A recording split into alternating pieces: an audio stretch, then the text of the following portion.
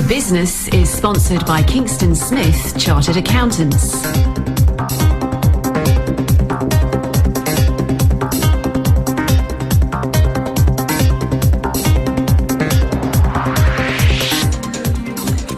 Hello, I'm Victoria Scott and welcome to The Business, the show that's essential listening for the West Herts business community. And tonight we're looking at all things creative, from the first stages of launching a business, logos, colour palettes and getting the right image in the first place, through to how you can develop your marketing material to support your brand growth or modify your brand position or even do brand extensions. There's no doubt that branding is a key part of the way in which your customers interact with you. So we've called on some of the best designers and creative people in and around West Herts to help us with some insight. We have interviews with the lovely Aarti Parmer of AP Design in Harpenden, Scott Reed of Alchemy Creations Stevenage, Celia Heley of Celia Heley Design and Art Direction, and I am delighted to say we have Jeremy Silverstone of Purple Marketing as our studio guest. Jeremy has years of experience building and running creative agencies, so has a wealth of knowledge that we're hoping he's going to share with us. I'd also like to welcome our very own Nick Hazel, who's kindly agreed to mix the desks whilst my usual colleagues Trevor and Clare are away. So thank you very much, Nick. It's a pleasure. So, before we move into the wonderful world of creatives, let's just take a quick look at what's been in the news this week. And there's a few things that caught my eye. Up first is the news that Argos has laid claim to being the first multi-channel retailer in the UK to generate £1 billion worth of m-commerce revenue in a year. To those not in the know, that is money taken directly from mobile orders. It had to happen. It was just a matter of time before the world started to get as happy shopping on their phone as on their laptop. But at the same time, I was also intrigued to see some research that showed that most mobile search and buy was done in the home in the evening. I would sort of like always thought it would be the busy commuters on their way to work or on their way home, not sitting at home with all the other facilities to do it so much more easily. Still people doing it on their phone. So, it just goes to show the world is changing and we have to change with it. There was something else that caught my eye this week, and that was when I was sadly in a big traffic jam on the way up the motorway on the M1. Now, a lot of the time on this show we talk about the importance of customer service and the value of communication with those customers. And as anybody that's travelled north in the last probably few months, if not few years, must know there's some horrendous roadworks that are going on at the M1. So whilst I was sat in this long queue waiting to get through, I found myself relaxing and even smiling at a wonderful sign that I saw on the side of the road. It was a signpost that was put up by the guys that were doing the roadworks. It showed two little kids. They'd got hard hats on. And the strap was basically saying that their dad was working on the road and he was working as fast as he could. And could we all be please as patient as possible because they hoped to be finished soon. And it just made me really, really smile. And I thought, that's those guys doing really good customer service, because the people in those cars that are fed up are the customers, are those people that are sorting out that road. And it was a great way to take the edge off what could be a fractious journey, and I hope it took the edge off some of those road rage people who are trying to sort of sneak forward car by car, which always seems to make no sense to me whatsoever. And then finally, before we introduce Jeremy, there was another quick note that I had to share with you, because lots and lots of people that I know in and around West Herts are heading down to the south coast now the holidays are on, and you have to be now very, very careful of the etiquette of the scone or scone, of course, depending on where you come from. I was delighted to read that Thorntons were recently made to apologise to the citizens of Truro in Cornwall for displaying a Devon version of a cream tea. So for those who are going to Devon, in Devon the jam follows the cream when you're putting a scone together or a scone together. In Cornwall they put the jam on the first with the cream on top. So make sure you get the etiquette of your cream tea right if you're heading to the southwest for your holidays. Now, less of that, and let's get on to the main subject of the day. I'd like to introduce our studio guest. To people who listen regularly to the show, you'll have heard him many times before, because he's not only been on with us, but he's been on with other groups of Radio Verulam. It's Jeremy Silverstone. Jeremy runs a business called Purple Marketing. So, Jeremy, welcome to the show. Thank you. And tell us a little bit about your business story and what you're currently up to. My business story goes back a long time. I left college having done business studies, and then I went to work in a marketing capacity for a company called Cunard, who were and still are a shipping company. Then went to work for Everready, who were no longer a big battery company, and did a lot of international marketing for them. And then went to Ladbrokes and did 5 years as a national marketing manager there. Quite different big brands, aren't they? Then I jumped the fence and went to work in agencies and had 20 years running agencies, working with lots of brands. And for the last 7 years doing it for myself. So I'm a kind of one-man agency now. And when you were working with the big brands and working in the agencies, you know, those 3 brands that you talked about, they were all very, very different with different audiences. Yes. But did you find that in essence the principles are still the same? The principles are still exactly the same. It's about engagement, it's about relevance, making sure that whatever you do engages your audience in the most effective way. Yeah.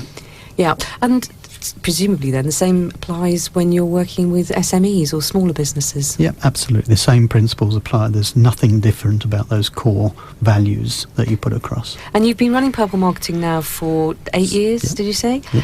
And what's been the highlight of the 8 years, if you can think of any?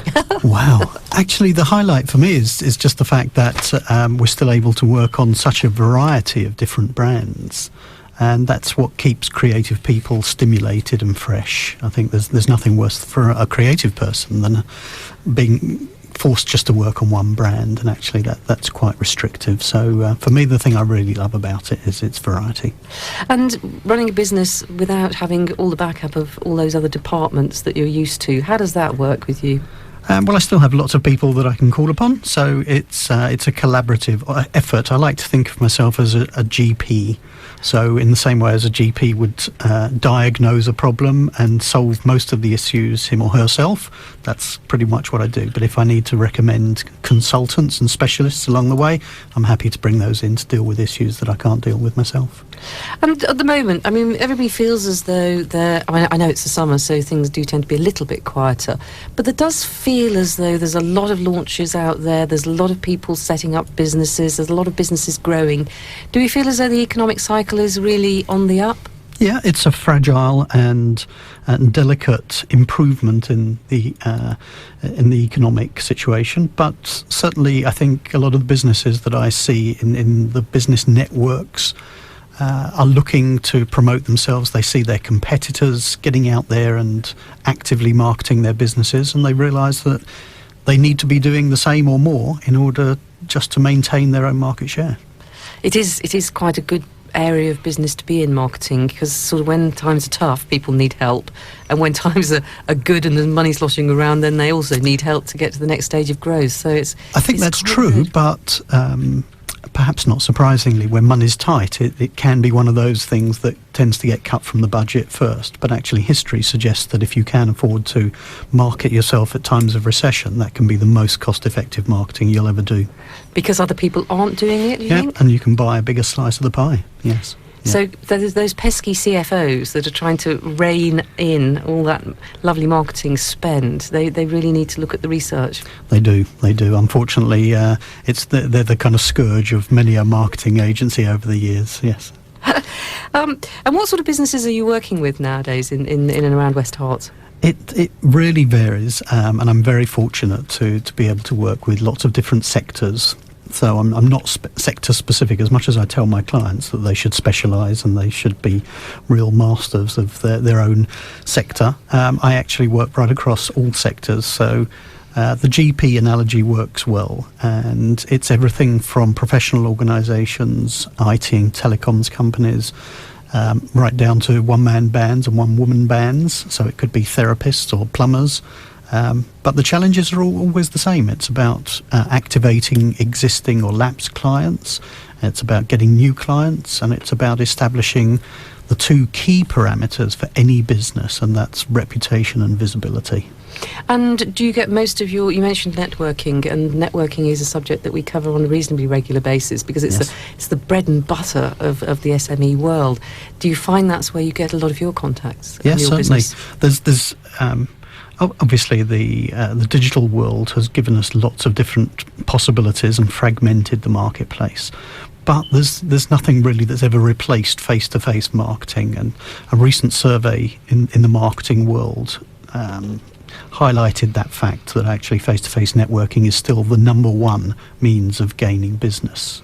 It's interesting you should say that, actually, because later in the show we've got a clip with one of the creative agencies in Stevenage, actually, and that's something that he really makes a big point about talking about. So we'll hear that a little bit later. Now, you're listening to The Business. It's me, Victoria Scott. I've got Jeremy Silverstone of Purple Marketing with me. If you're interested, we're talking about all things creative and the value of creativity in marketing and launching a business in the first instance, building it to the next level. If you've got a business story that's related to creativity, or just a general business story that you'd like to share with us, please get in touch. The studio number is 01727 839 926. We've got the lovely Laura tweeting for us at the moment. So if you tweet at RVTheBusiness, we'll pick your tweet up and see if we can respond. Or email us at thebusiness@radioverulam.com. We'll be back shortly after this quick break. The Business, sponsored by Kingston Smith Chartered Accountants. Radio Verulam Community Partners. Trestle Art Space is a community art space and registered charity situated in Russet Drive in Highfield Park, home to Trestle Theatre Company and world-renowned Trestle Masks. We offer a wide range of art-based activities as well as professional theatre shows, monthly live music showcases with licensed bar and a gallery cafe with exhibitions from local artists. Trestle's 100-year-old chapel is also available to hire for weddings, private parties and business meetings. To find out more, please visit our website trestle.org.uk and please support us in bringing affordable art to our community. For more information on Radio Verulam Community Partners, go to radioverulam.com/community partners. Hi, this is Danny Smith. Join me weekdays from 4 till 7 for West Herts Drive Time, the stylish way to get home in West Herts, with features including Chris's Film Club, celebrity birthdays, hot topics, entertainment news, a business roundup, sports reports, local news, regular features looking at topics such as consumer advice, lifestyle, travel, interior design and baking, plus travel and traffic updates every 20 minutes, all wrapped up in some great music. That's West Herts Drive Time, sponsored by Rain & Co Estate Agents, weekdays from 4 till 7 p.m. here on 92.6 FM, Radio Verulam. You're listening to The Business on Radio Verulam, with a voice of the local business community on 92.6 FM and on radioverulam.com. So, I'm Victoria Scott, and you're listening to The Business on Radio Verulam, and I'm here with Jeremy Silverstone of Purple Marketing. We're talking about all things creative and the value of creativity and design in building a business. And one of the first clips that we're going to hear is with Aarti Parmer of AP Design, based in Harpenden. Now, Aarti's worked in design and creative agencies in the Far East and in the UK. She now runs her own business and is looking after small businesses in and around West Herts. And I started by asking her just how important design was in starting a business. It's obviously very, very important, because design, a brand, is what differentiates you, one, from your competitors. It helps you to create that individual identity for yourself as a business, and what you do for your services and that kind of thing. And so when you're actually sitting with a new client, they've got an idea for their business, they haven't got any design experience at all, they don't really know where to start. What sort of questions do you ask them in order to help them almost give you a brief? Yeah. Well, actually, what I have is something called a brand discovery session. This is what I conduct, a brand discovery session. In that brand discovery session, it enables me to get a full understanding of what the business objective is, and their values and their mission, vision, that sort of thing. Once we have that kind of understanding, I then narrow it down to what kind of visual elements is important for them as a brand. So it helps in the sense of what kind of icons, elements, colours, fonts. So there's different styles that usually from the discovery session I'll be able to take away. So it could be, they want something modern, sleek, sophisticated, elegant. So it's through this kind of questioning that gives me that overall picture. And when you actually start putting together the first elements of the brand, do you start with the logo, for example? Is that where everything comes from, or are there other places that you can start?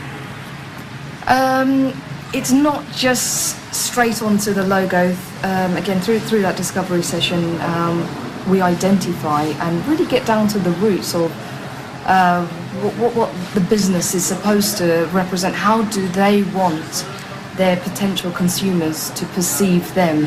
So having that insight then helps me to create the identity.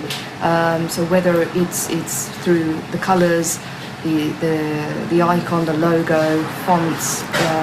It's really the whole picture. It's almost the essence of their belief in the business. Yes. Somehow, isn't it? Yes. And people find that quite difficult, particularly if they're an engineer or they're an IT software person. People find it difficult. So your actual discovery program helps them with their thinking, so that they don't have to think about it themselves. Really, yes. It's quite thought-provoking. I've had clients upon finishing the discovery session, they've been like, "Wow, I've never thought of my business like that," or you've triggered some other thoughts, and in fact triggered other thoughts which they have then gone away and thought about which direction do they want to take the business, and what do they really actually want to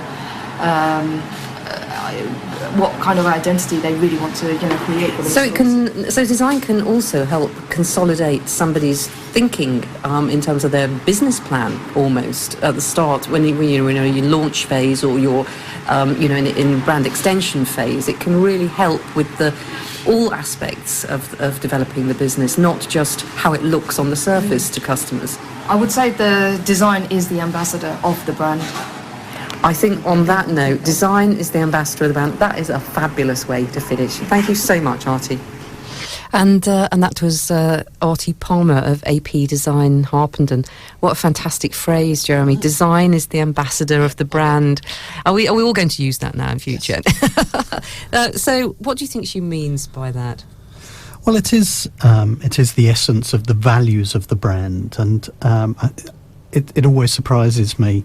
Maybe it shouldn't after all these years, but it still does surprise me how few businesses really understand their core values.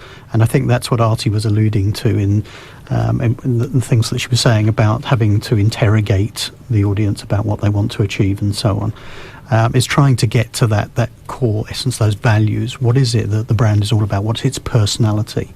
More often than not, people starting a business really don't know. And sometimes it's the designer's job not only to ask those questions, but if the client doesn't have those answers, to guide them along that path and perhaps provide them visually. Certainly a lot of clients can only appreciate the range of possibilities once they actually see them. So sometimes you actually have to show them that spectrum of opportunities and say, okay, where do you feel comfortable along this spectrum? Do you want something safe? Do you want something relatively radical? And only once you've shown them those examples will they be able to put their finger on it and say, yeah, that's the kind of thing that I'm looking for, and that's definitely not the kind of thing I'm looking for. I know Aarti mentioned mission and vision, and I know when I've done some sort of marketing training with small businesses in the past, those are sort of two of the first things that we start to look at when we start the course. And people find it incredibly difficult at first, and that always surprises me that you've actually got a business but you haven't really sort of nailed those two things. Is that something you've come across? All the time, because of the nature of business startups. They're often the function of somebody's passion. Because they love to do something, they feel that they automatically have the opportunity and the right to have a business, a viable business out of that. And that's not always the case. A lot of the time, actually, they've not bothered to look at it from the audience point of view. And what we do as marketing people, as designers, creatives, should be to look at it from the audience's point of view and say, okay, if I was looking at this from their point of view, how am I going to perceive this?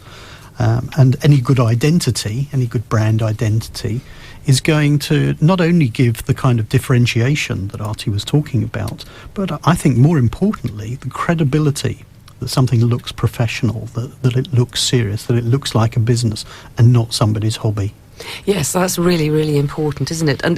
But sometimes it's about establishing that it really is a business and not a hobby. In the first instance, almost the step before that. Yeah, and there may be lots of other factors involved in that too, but certainly any one of us creatives could produce a logo at any time that would put a business head and shoulders above the way that they would present the business themselves, and having that appreciation of typography and of colour, of space, is something that is a very subtle, almost subconscious thing. It's quite difficult to articulate, but actually it's something that's just built in. It's part of our mindset, and we can naturally produce things that we hope looks professional, instantly conveys that message to the audience that says this is a serious business, this is not somebody who's a fly-by-night who's just playing at the game. So Aarti also talked about her brand discovery session, and that sounds like, what you were talking about now is helping a client get to the point where a designer can use their creative mind to sort of deliver what a client could never really think. Everybody would have their own version of that discovery process. What's your sort of discovery process?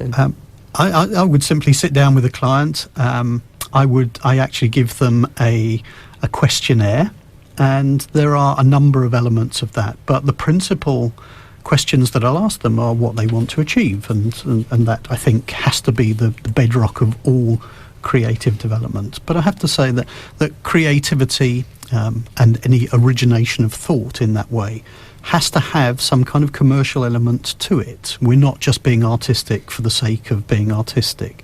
And I think that's the kind of the byword for all design. If it doesn't work, if it doesn't actually have some creative appeal and a commercial appeal to it, then it's just art. And art is great, we all love art, but that's not what we're doing. We're not creating something that's pretty for the sake of it. We're creating something that communicates. And coming back to the original question, in what way is it the ambassador for the brand? It's a way that communicates sometimes unwittingly, and we have to be aware of the different ways that people will interpret our designs. And it is about, as you mentioned, the fact that you've got a particular type of customer in mind, and a particular type of customer is going to respond in a particular type of way to a particular type of style, to colours, to fonts, to the whole design, and that's sort of quite an interesting aspect. That, as you said, small business people, they know what they know, and they're not always thinking about the customer in the first instance. And I also found that there's personal opinion obviously has to come in, because you have to like it, you're going to have to live with it. But also the expectation that everybody likes what you like isn't always the case, is it? Definitely not, and that's the beauty of it, and it's the biggest challenge with it, is that it is subjective to a great degree, and we can't get away from that fact. And 10 people in a room might love a design, another 10 people in the same room might hate the design. So what we have to do is try and find the best balance depending on what we want to try to achieve. And that's why it's so important to identify and understand the thinking of the audience that you want to try to reach. And there are some fantastic brands out there, aren't they, that have really got it completely and utterly nailed. I do remember reading a document once about Coca-Cola. Yes. And, there's lots and lots of stories about Coca-Cola, but one of the things that I remember them saying was that they wanted to, if you smashed one of their iconic bottles, put it in the corner of a room, you could still know that it was Coca-Cola because of that traditional old bottle. And then, of course, there's the Nike swoosh, yes, where you can do away with the name altogether and everybody immediately, globally, knows what that's all about. Now, those sorts of things are incredibly valuable, aren't they? They are, and rightly so, because the beauty of having something that's so instantly recognisable can't be underestimated. It is incredibly powerful. But I have to say that the Coca-Cola brand, when it was first created, and it's not a million miles away even today from what was first created, was not created knowingly as a brand for our time. It's evolved over a period of time, and it is important that brands do evolve. Oh, that's an interesting thing to think about, actually, isn't it? Because there have been some howling disasters of people trying to rebrand when they haven't necessarily really needed to. But let's not focus on those ones. But from my magazine days, there were some, if you were to launch a women's magazine today, you would never dream of calling it Good Housekeeping, because it just doesn't mean anything. It's going to turn everybody off that's ever set foot in a kitchen. Yet, because it's such an iconic brand, because it has weathered time, because it is still one of the biggest selling monthly magazines in the UK, it would be madness to suddenly turn it into GH or something along those sorts of lines. And they've stalwartly decided against that. Probably next week they'll launch it just to prove me wrong. But that sort of thing is fascinating. So you can hold on to names that don't seem particularly right today. Yeah. And it's probably a lesson for all of us marketing people that brand isn't everything. Yeah.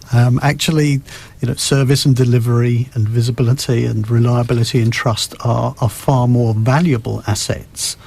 But actually they overlap with the brand to a great degree. So in the financial market, for example, and I know it's not around now, but the Halifax Building Society is not a name that you would give to any aspiring kind of national or global brand, and yet it succeeded despite that. And lots of brands have succeeded despite their brand. It can be done, but a brand provides a real shortcut to that credibility and perceived professionalism.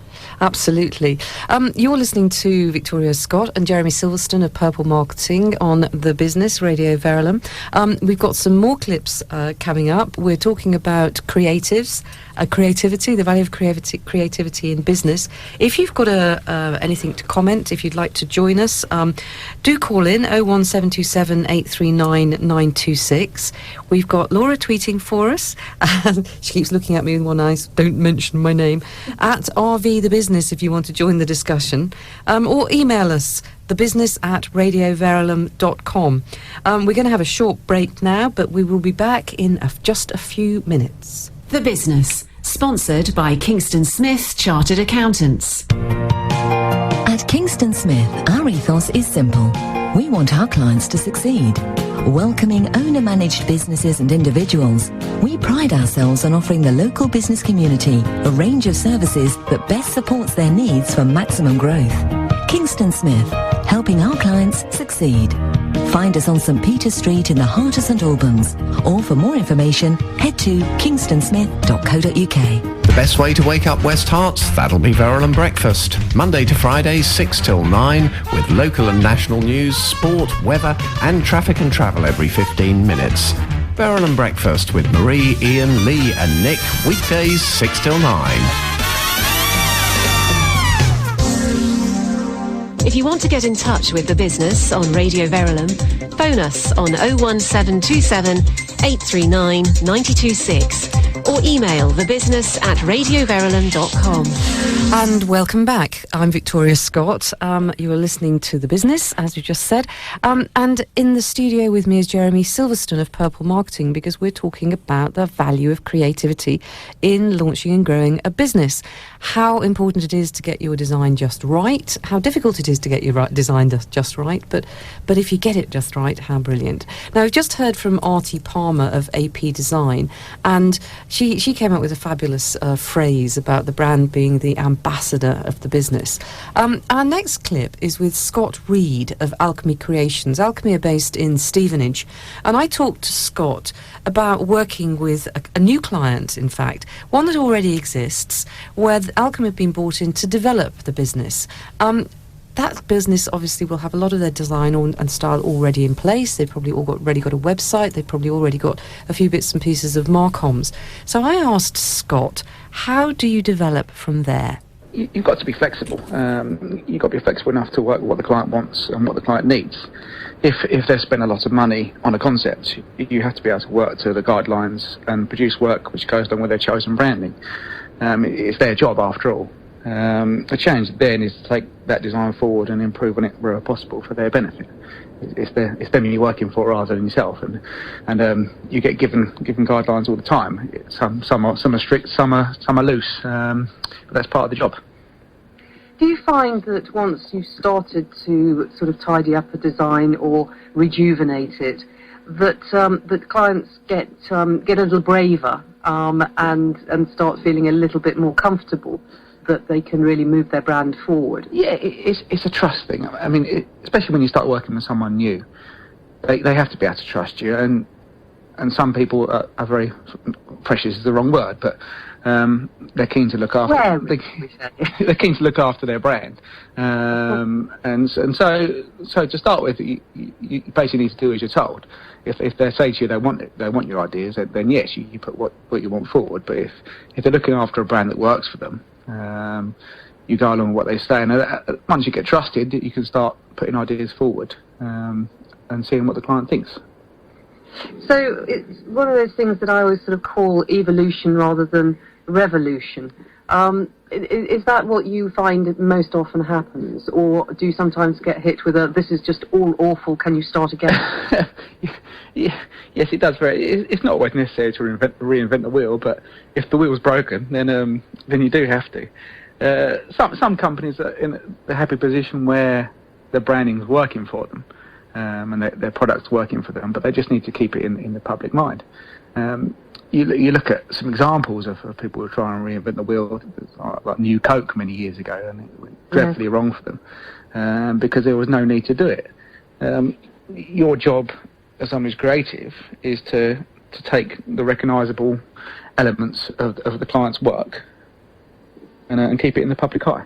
So if that means just coming up with new ways to do that with the way that what they've got at the moment, then that's what you do. But otherwise, like you say, I mean, sometimes they haven't done anything for ages, and time's gone by, and new technology have come into play, and they haven't really got any of this. So you do have to come up with new things. But that's part of the variety of the job. It's part of the pleasure of working in the creative sector. The variety is immense. I mean, sometimes it's a blank piece of paper, other times you're working under very strict guidelines. And we know that there's been a massive move towards digital. It does seem to be settling down, and people start to be starting to recognise the value of a combination of digital and print. Is creativity in the digital arena very different from in the print arena, or the principles still very similar? The principles are similar. You need to get the message across that the client wants you to deliver.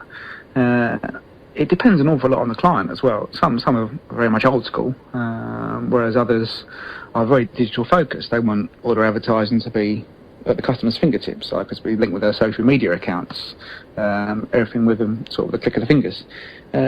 It presents some challenges. For example, if you're looking at advertising on a smartphone and the same advert has to appear on a huge 32-inch computer screen, then you have to take that into account. And also, the new technologies that come into play, you can have video and audio content on digital marketing that you can't have in print. But by the same token, some companies prefer something physical. They prefer a nice brochure or magazine in their hands, or an attractive billboard. There's value in what you want, basically. It's almost a case, certainly I find with some of my clients, where everybody's gone digital, so actually the best way of standing out is to have something arriving on their desk through, that's come through the letterbox, because it's more of a novelty. Absolutely, yeah. And also, they tend, if you've got an attractive brochure rather than an email link, sometimes the attractive brochure stays on the desk rather than the email that goes in the bin. So there are pros and cons, but then you don't have to pay for print for an email. You don't have to pay for distribution costs for an email. So there are pros and cons. Now, sometimes you're working with clients that don't really have an eye for design or creative, which is exactly why they're using an agency like Alchemy. Do you sometimes find yourselves clashing dramatically? The client loves red and green, and it really just isn't working for you. What do you do in these sorts of circumstances? Well, the old mantra, the customer always right, still rings true. At least at first, you have to respect what a client wants. But they're paying the bills after all. If they've got a strict brief, it's your job to follow it. That's what you pay for. However, what we found, if you work with the same client for a long time, that trust develops between you, and you can put forward ideas and suggestions, even if they weren't maybe welcome at first. The trust comes into play, and it's nice. It's nice when you're trusted as a creative person. We found that if you communicate well with your client and you build up personal relations with them, you become more confident to put your views across, and you're confident they'll be taken on board. But the bottom line is that the customer pays the bills. So you have to respect what they wish for, and you get an idea from talking to a person when you can put forward your own ideas. So, I mean, it's absolutely right, and it's sort of back to where we started. Just to sort of put the boot slightly on the other foot, and to sort of wrap up because we're running out of time. If there were some key questions that a client should be asking themselves when they're looking for a creative team, what would they be? What would be the sort of top 3 questions they ought to be thinking about?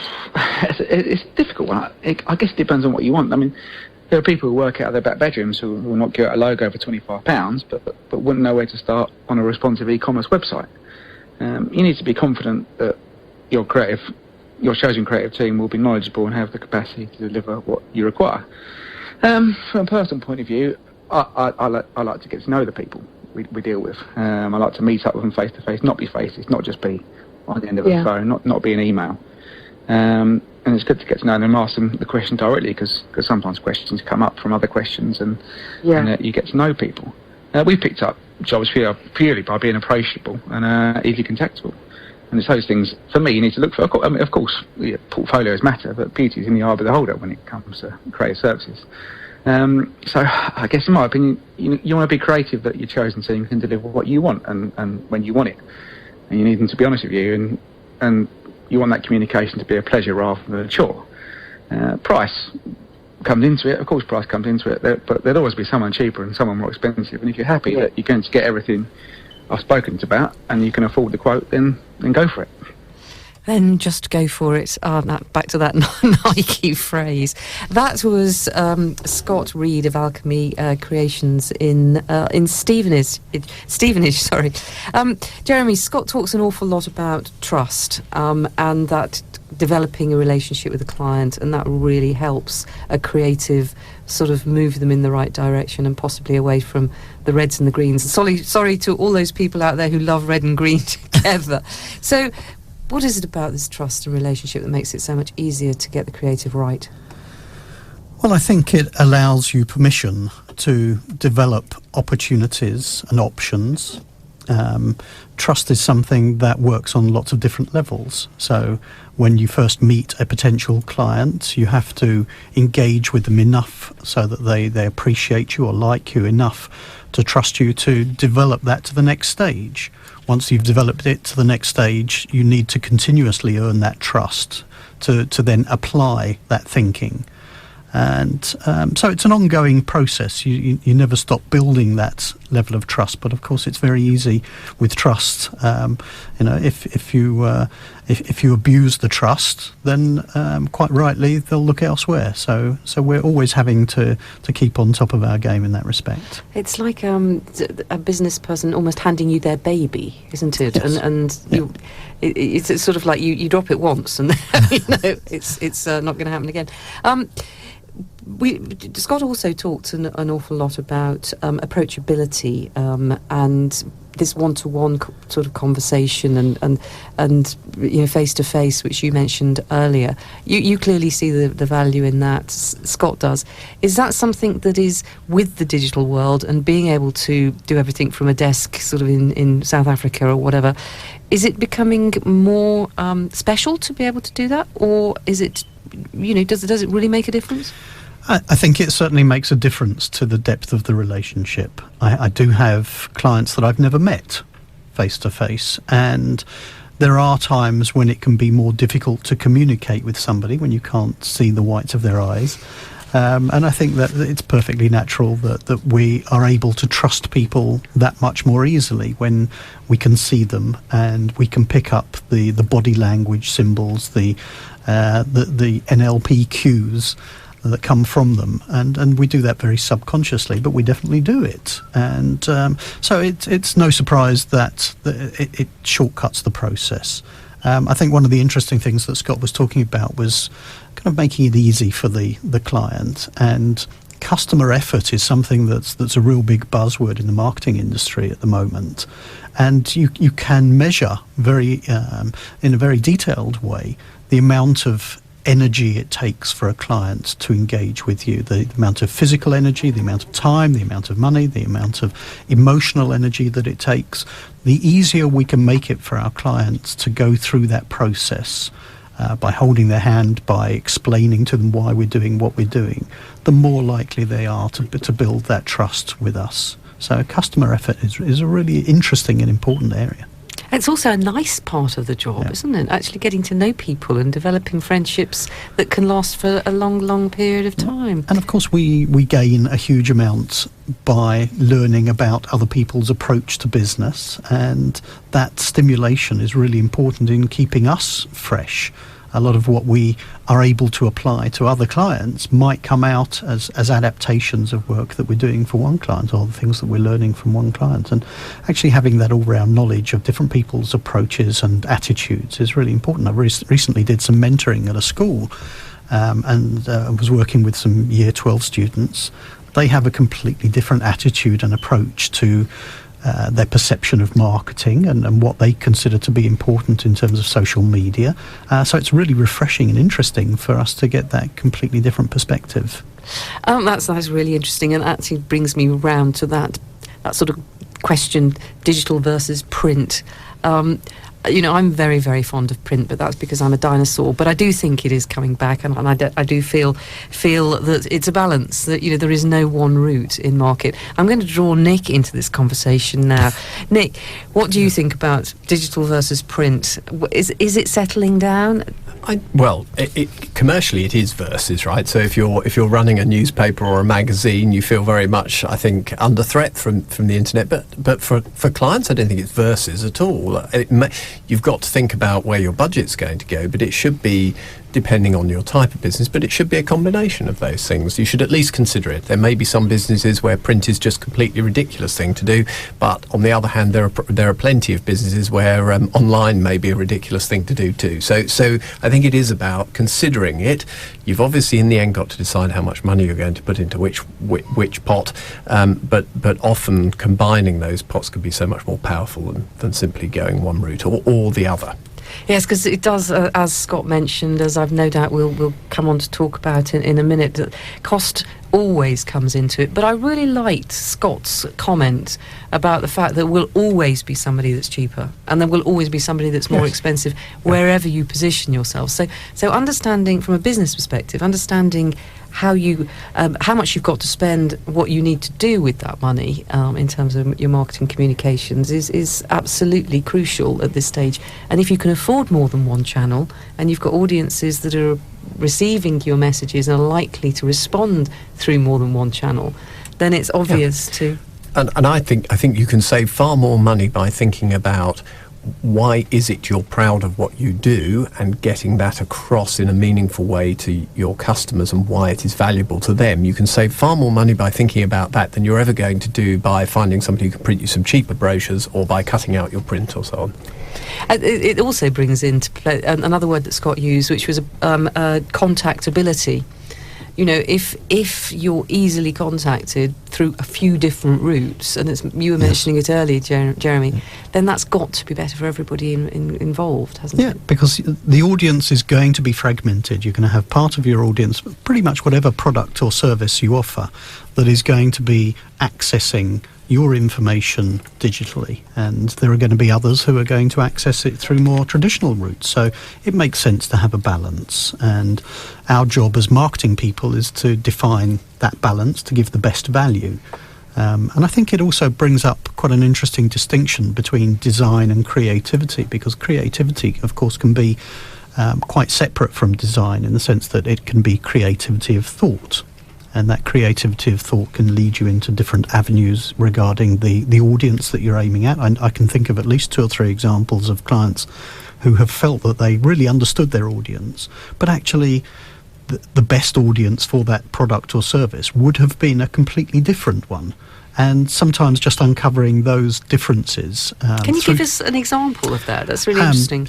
So one example was a training company that I worked with years ago, and they had devised a series of presentation skills training programs which they thought would be very good for city boys, and they were aiming it at new graduates who were coming out of university and felt this was kind of the icing on the cake, that they'd done all of their formal training, but actually what they needed to really make a success of their career was to have this presentation skills training. And the product hadn't done terribly well. And we brainstormed it and discussed it, and eventually a number of further ideas evolved out of that. And one of them was that actually they should aim the product at a completely different audience, because the problem with graduates is, A, they think they know everything. And, you know, we've all seen those. But also they don't have any real disposable income when they're starting their career. What they probably do have are parents, or especially grandparents, who are incredibly proud of what they've achieved so far and have the worldliness to appreciate the value of that training. And actually, by aiming it at that completely different audience, selling it as something that the parents or grandparents could provide, they opened up a completely different opportunity for themselves, and it became a much more successful product. That's really interesting. Now, we're running out of time, as always, so we're going to run into our final clip, which is with Celia Heley of Celia Heley Design and Art Direction, based in St Albans. Celia's worked with a number of large advertising agencies in London, with a good number of large brands like Jeremy. I wanted to ask Celia how easy it was to take the brand, the logos, the colour palette, the style, etc., and extend the message into other marketing communications like advertisements, banners, flyers, leaflets, etc. Here's what she had to say. To an extent, it's easier in a way because you can concentrate on conveying the message within those constraints. So you know exactly what colour you've got to use, you know exactly what the font is, and you know exactly where to put the logo, because there'll be constraints with regard to where it sits, how much space you have to allow around it. So to an extent, all you need to concentrate on then is what it is you're trying to say to people. And so it makes it a little easier in a way. So one of the things that I do see when I'm looking at advertising and flyers and things like this is sometimes there's a really, really clever creative use of fonts that really work well with a brand. Is that something that is important within the design of a piece? Well, fonts are hugely important. I love typography, and I have lots of type designers who work for different font companies who I get emails from, and so I see all the latest and the newest fonts that come in. Quite exciting, really, especially when it's irresistible to buy one. I have to try and find a client who wants to use it, and then I can buy it for myself. So yes, fonts are great, and they do make a huge difference. You know, some fonts are suitable for certain types of clients, and others for others. So they can really help the brand extension, really, and help the style and everything, I guess. How easy is it to work with a new client? And do you have a process whereby you create a brief? Yes, I have a brief sheet which I try to keep to one sheet of A4. This is an attempt to make the client crystallise what it is they're after. And I ask them certain questions. Obviously, I have to have an understanding of their business sector and the purpose of the brief, etc., and the requirements. But then there are three really important questions that I ask: is who are we talking to, what do we want them to do, and what they think their proposition is. I can help clients through this, so what I would do first is do a draft brief. Then I would send that through to the client. They would remove or make additions, or give me any information that they think I'd missed and or hadn't understood correctly. But the thing with the brief is I kind of describe it as the foundation stone to the creative work, and then the creative work is the building itself. So if the foundations are not good, then the finished piece of work won't be either. What is the most difficult thing that clients find when they're sort of completing their brief or they're building that foundation stone?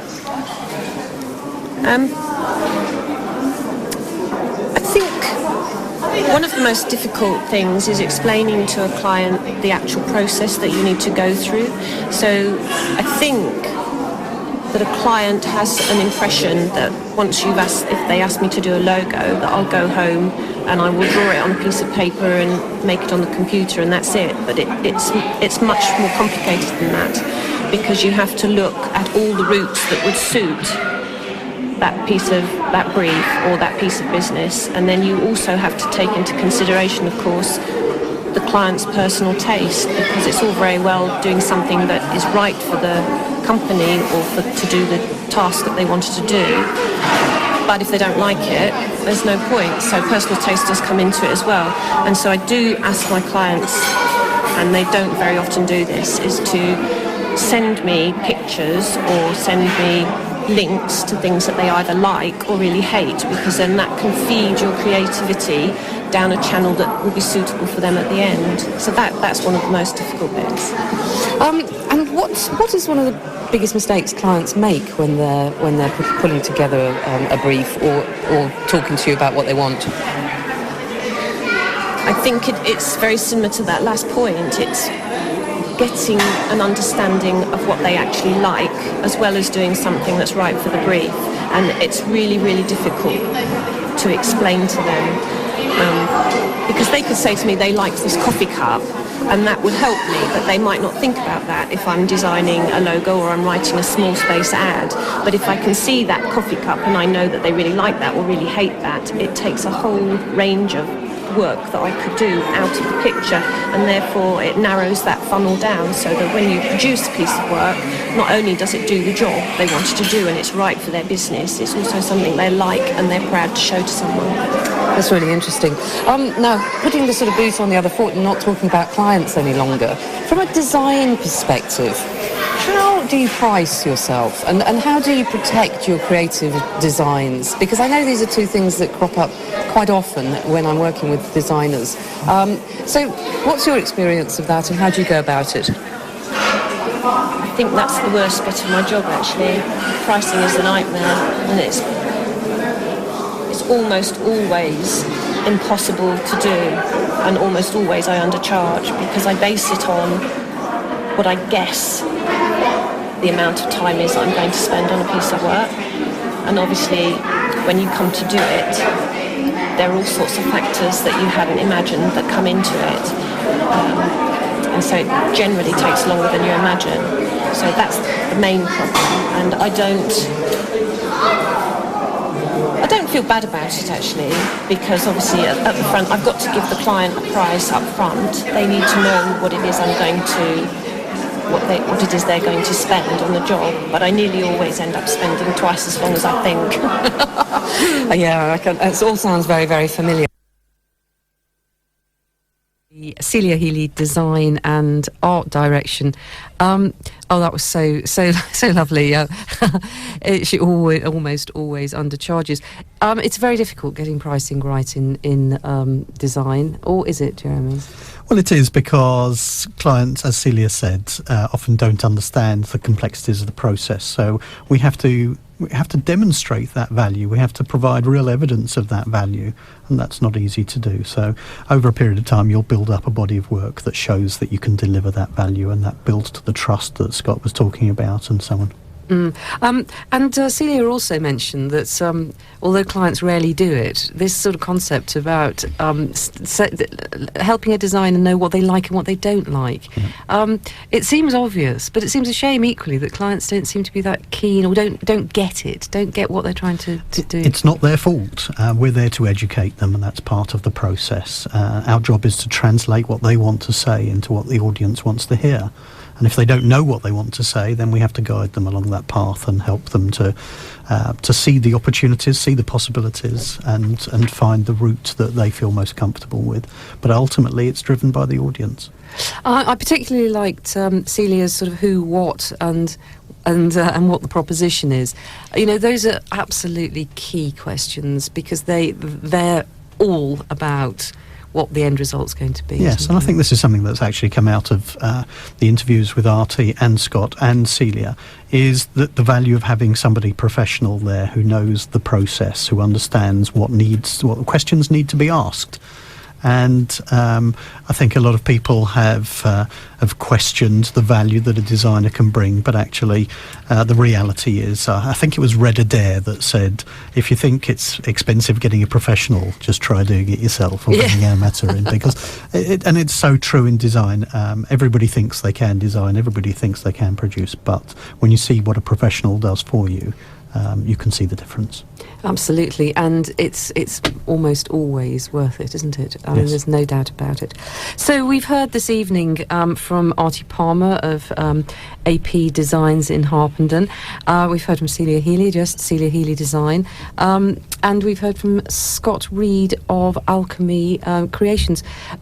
Nick, I'm going to go to you first with have you learned anything this evening? That is anything cropped up that's made you sort of think, yeah, no, that's absolutely right? I think I've learned two things, actually. Some things that I kind of already knew but had forgotten, which is about thinking about what you're trying to achieve and unpicking all of that. And the other one I've learned from sort of from the other side, if you like, which is that it must actually be quite daunting for small businesses to ask somebody for help on, say, logo design and brand, and find that they're answering a whole bunch of questions about the very core fundamentals of their business and really starting to question a bit about whether they've got those right. That's quite daunting, and I think we have a duty to remember that that's actually quite difficult to do. Yeah, no, very, very good point. And Jeremy, you know all this sort of stuff terribly well. Was there anything that you heard tonight that made you sort of think again, like Nick? I think it kind of reminds me that we never stop learning, and as creative people, one of the most important things we can do is collaborate with each other, because everybody has a slightly different take on it. Everybody has a different perspective. In the media world, there was always research coming out to say that when people who were in the media world travelled on the tube, they were 10 times more likely to recommend advertising on the tube. So we are driven by our own experience and our own individual perspective on life. So I like to mix with different creative people, and I think that's very healthy.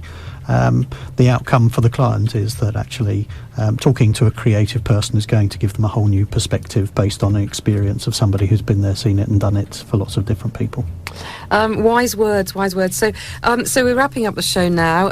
You've been listening to The Business on Radio Verulam. Many, many thanks to Laura, who's been tweeting in the corner, and I'm getting the evil look again. Many thanks equally to Jeremy Silverstone of Purple Marketing. Jeremy, how do people get in touch with you if they want to?